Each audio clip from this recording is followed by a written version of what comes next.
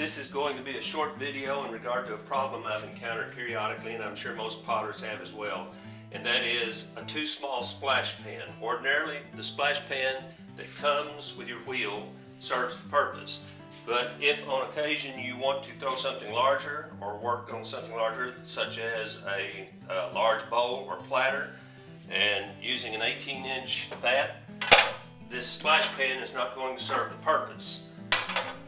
Therefore, it's going to have to be taken off, and when you begin to work, obviously all of your scrap and slip material is going to be spread out around your workspace, thus requiring a much larger splash pan. So the solution I've come up with is a splash pan that can be made in less than an hour, is inexpensive, is durable, and easily cleaned.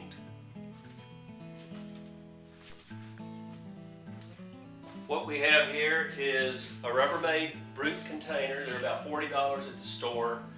You can get them in different sizes, but this is the size that suits my purpose.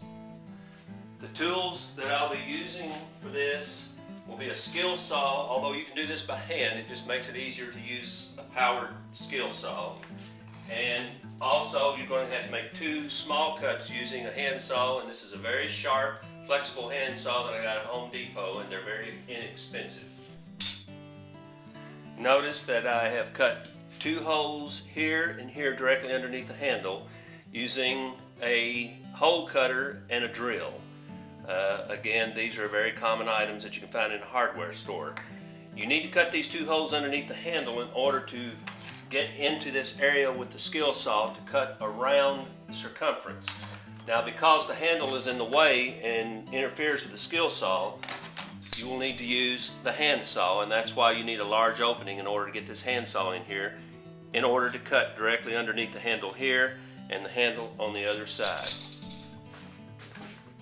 After having measured, cut the circumference of the barrel directly underneath this ledge here, by the way, then the whole top quarter of the barrel should be free. The bottom part then you can use as a trash can in your studio or for scrap. But what you'll end up with is the top part, and at that point you're going to have to cut this slot in the lid. More on that later. As mentioned, after you have cut the slot into the lid of the container, and by the way, these slots will be different depending on the wheel that you have. This is a Pacifica wheel, so I've cut this slot to fit directly underneath this Pacifica. The slot will be different with other wheels, but because potters have learned from necessity to multitask, I'm sure that you'll be creative enough to figure out how to measure underneath the wheel in order to cut the slot correctly for your particular brand of wheel. If you've made the cut correctly, it should slide directly underneath the wheel head like so.